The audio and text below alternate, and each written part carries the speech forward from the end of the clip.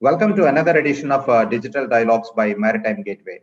Today we have a guest with us, Mr. Samir J. Shaw.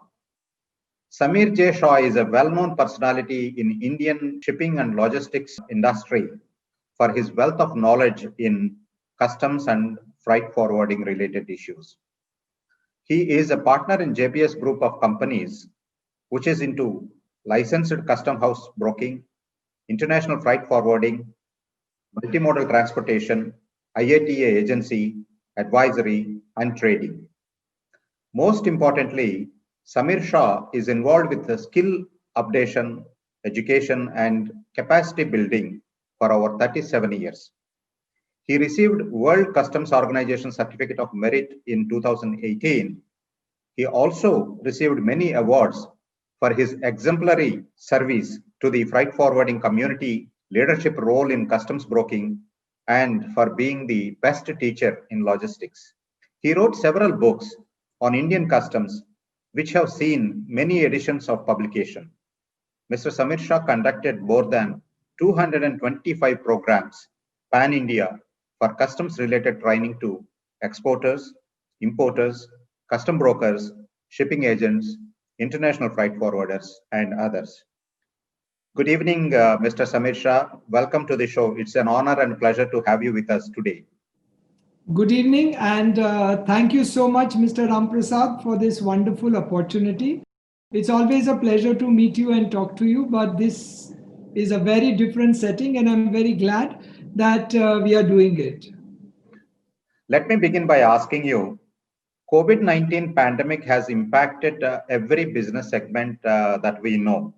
I would like to understand from you what kind of impact and changes it brought into customs and freight forwarding operations, apart from affecting the business badly.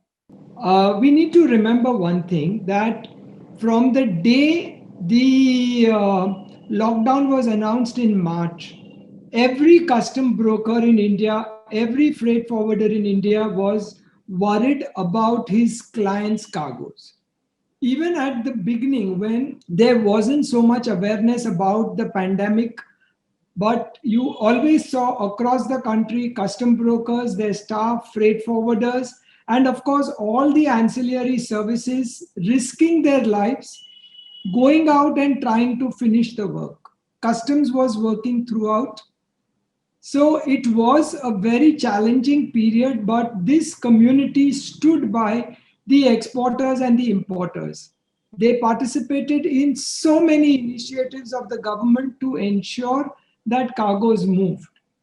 But now, with things settling down and the real problems coming out, it is unfortunately this very segment of custom brokers and freight forwarders who are feeling the brunt of the pandemic, because exporters and importers are not doing as well as they should be doing.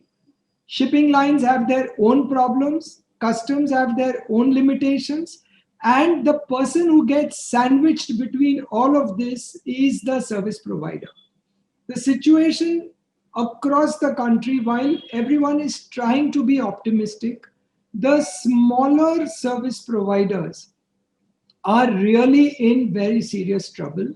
The medium ones are trying to find their bearings and solutions to continue, and the bigger ones are trying to work out more and more solutions to remain afloat. I think we are in a period now when the service provider is in trouble and no longer the exporter or the importer. On the other side, I must also add that the associations and the federations of the service providers are also trying their best to give new advices, to give new models, to give new concepts to the freight forwarders and the custom brokers in India. One thing which I would like to mention over here is that all the facilitation that Indian Customs is announcing to ease the movement of cargo across borders is actually a Manrega scheme for the custom brokers. It is high time the Indian custom broker looked at all these facilitations as a simple Manrega scheme for themselves, because more the facilitation, there is more liability on the importer and the exporter. There is going to be more work post clearance than pre clearance, and it is for the Indian freight forwarder, Indian custom broker to take full advantage of the facilitation, work out new models for themselves, and see how they can take this into the future. When you talk about these new models and the changing scenarios, Indian Customs Department has brought in a lot of changes in their regulatory system, in their approach, in their operations. Are the custom house agents, the community, prepared? One is the pandemic kind of scenarios, and another is the change, the shift that is happening. Is the community prepared for this? Unfortunately, no, but there is a lot of communication going from the leadership in India, explaining the new models to the custom brokers, requesting them to look at it carefully, make administrative changes within their own offices, and take full advantage of the facilitation that is happening. To give you a very simple example, the government's original target was to get at least 50 to 60,000 companies in India registered as AEOs, authorized economic operators. This was a great scheme for the custom broker to apply for his clients and get it. Then now we have the manufacturing and other operations in the warehouses, both private and special. Who is going to manage all of it? The custom broker is very capable. He understands the whole thing, and he must move out of going to the container freight station or the custom station and doing the work either on air cycle or sea cycle, and move into the offices, the warehouses and the factories of the exporters and importers, and become a true service provider. And I think it will happen because there is so much amount of information which is going out, so much amount of pressure that the leadership is putting on its members today, that we must support the facilitation and we must find our advantage within the facilitation.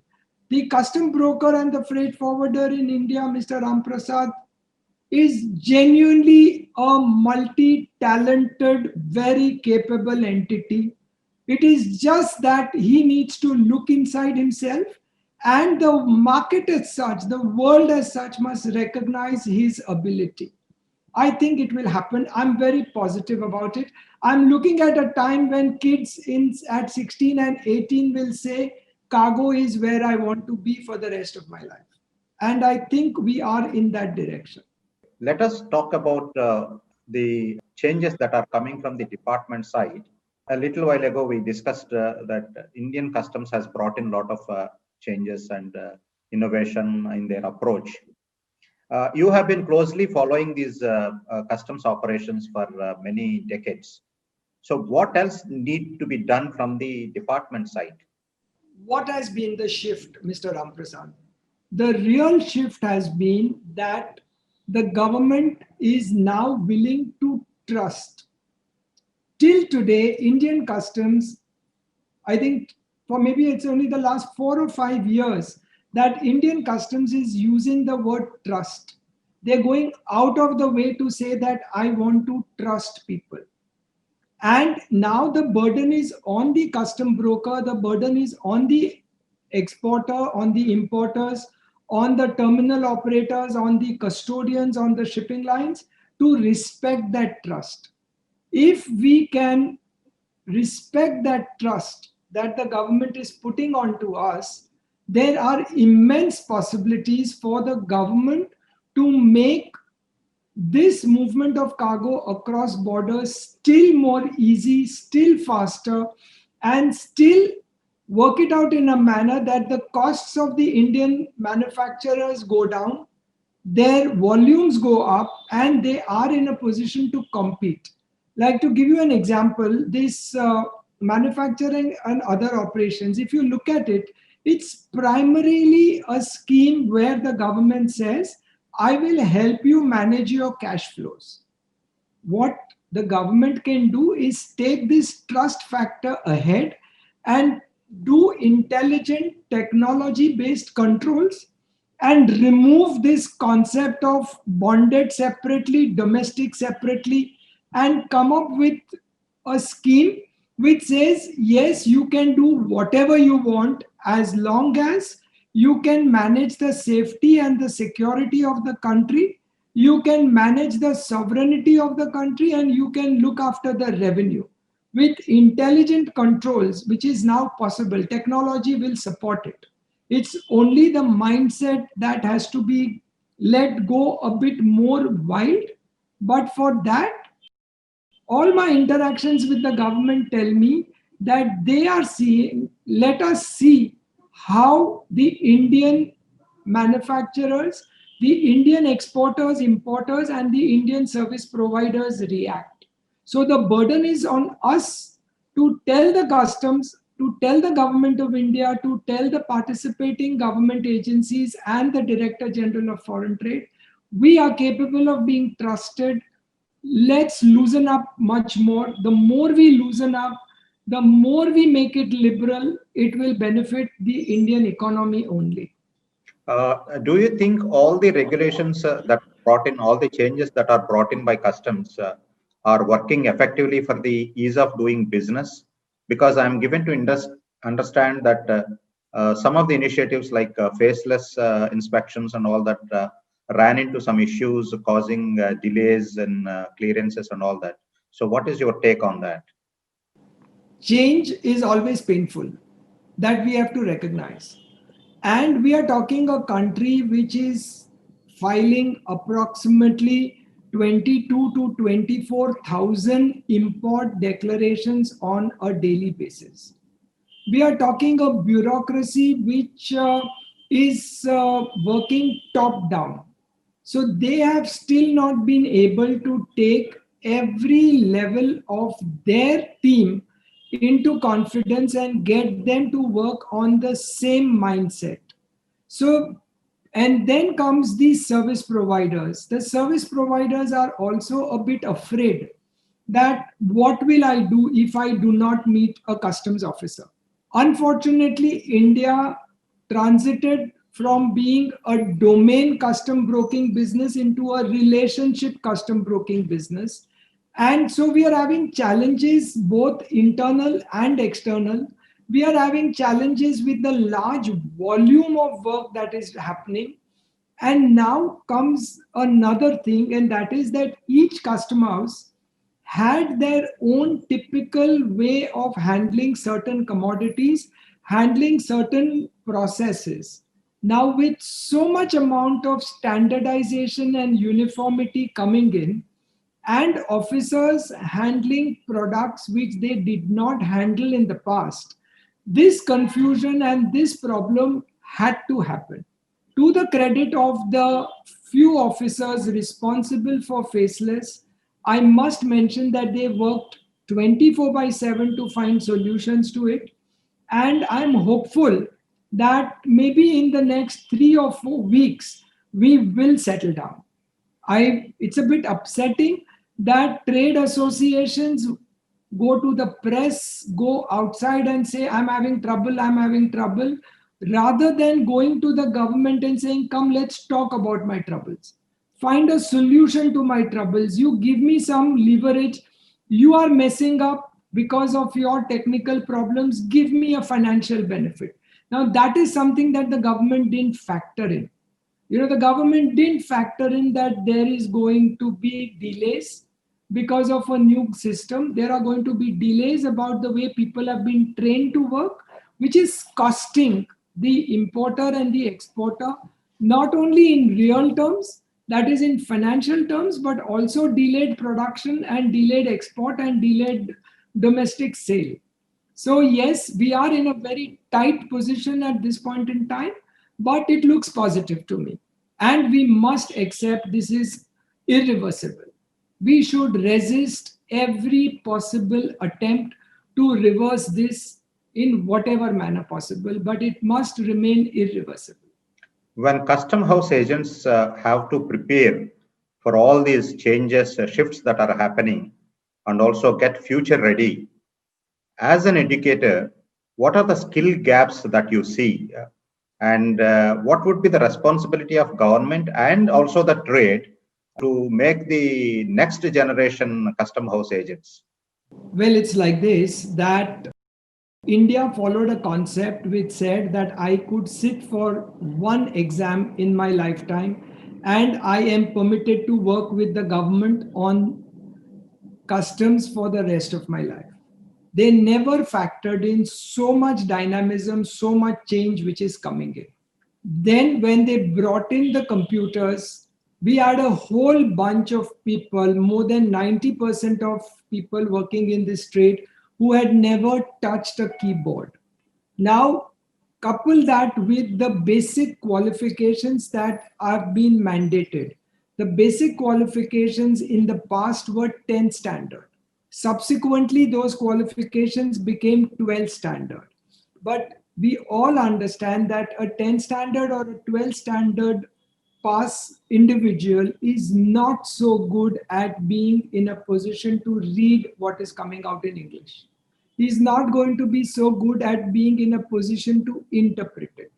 What has been my request to the government through my federation and the other associations has been, one, please fund the federation and the associations so that we can undertake a lot of trainings along with NASIN and upgrade these 200,000-300,000 people who have been working in this segment for a lifetime.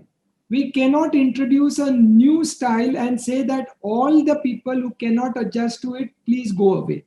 We're talking at least 200,000 to 300,000 families who are dependent on this business. Then we have been requesting for a continual certification, not a mandated certificate, but a continual compulsory certification done by the federations. We must recognize that training is expensive, but in India, we have never respected skill training as a product. So we don't even recognize that it's an expensive product. We've got to understand that in the future, which is even today, that any custom broking company is as good as the weakest person in the organization and not as good as the owner, which was in the past. So the government must recognize, one, to upgrade all these people who have been spending a lifetime. They've got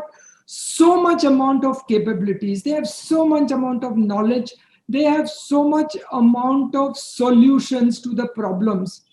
We must work to help them retain their jobs. We must work to a model where the government proactively stands with us and helps with upgrading the people, because at the end of the story, the custom broker is at the center of international business. And if he is a weak link, the economy of the country is going to suffer. If you look at the government, they don't recognize skilling for customs as a product. The Logistics Sector Skill Council is trying to make an effort over there, but none of the state governments recognize it as a product. Everyone is talking maritime, shipping, logistics, but nobody is talking core activity. So somebody in the government has to wake up and say, yes, we will support you, we will stand by you, and we will financially back you to do great work in this space. Finally, Mr. Samir Shah, what are the lessons that you have learned from COVID? Lots of lessons. The first is that each of us is capable of so many things which we never did. You know, like I worked throughout the lockdown. Customs was recognized as an emergency service. I used to come to my office every day. And I suddenly realized that I'm the only person, so I have to do everything. So I used to do the work of my peon. I used to do the work of my executive assistant. I used to do the work of my receptionist, and I found that I could do it. I also realized that most of the people spend their time thinking, no, this is not important, so I don't want to do it. This is a cheap activity. I can afford to get somebody over here. What I'm seeing is that in the future, the Indian freight forwarder will be stuck to his computer screen, whether it's on his desktop, it's on his laptop, it's on his iPad, or it's on his smartphone. And each person will work much, much more than he has been working in the past. I find today that we are still in a semi lockdown position. Every day you have 2 or 3 staff calling in and saying, sir, I won't be coming in for the next 14 days. You have people coming in with all sorts of problems. So every office is running at least 60-70% capacity only, but we are still performing. So one of the biggest learnings was that we can continue to learn. It sounded good in the books and with the nice motivational speakers, but we experienced it ourselves. Another thing is that the average Indian is good with technology. He only needs to be guided that, look, you press this button first, then you press this button and you'll be sorted. But once you teach a person how he should use the technology, I find that besides being great software developers, Indians are very good at adapting to using technology. I have seen so many custom broker staff who have passed their 10 standard exam maybe 30 years back using the smartphone so nicely, interacting with the custom system so nicely. And what I also would like to add is that the lockdown has brought the families closer. Because we couldn't go around and meet people, we started doing or video calls, FaceTime, Zoom calls. Even the nuclear families had to spend so much time with each other. So there was a lot of good, while of course it's a pandemic, it has its sad effects, its bad effects. It's going to be a long term before we can get up. But we must recognize that we are not going back. This is the new normal, and this is how we will have to take the future. Thank you very much, Mr. Samir Shah, for joining with us today and sharing a lot of insights into customs operations, the changing scenario, how custom house agents should be prepared for the future. Thank you very much. Thank you so much, Mr. Ramprasad, and all the very best to you and your team. God bless and take care. Thank you so much. Thank you.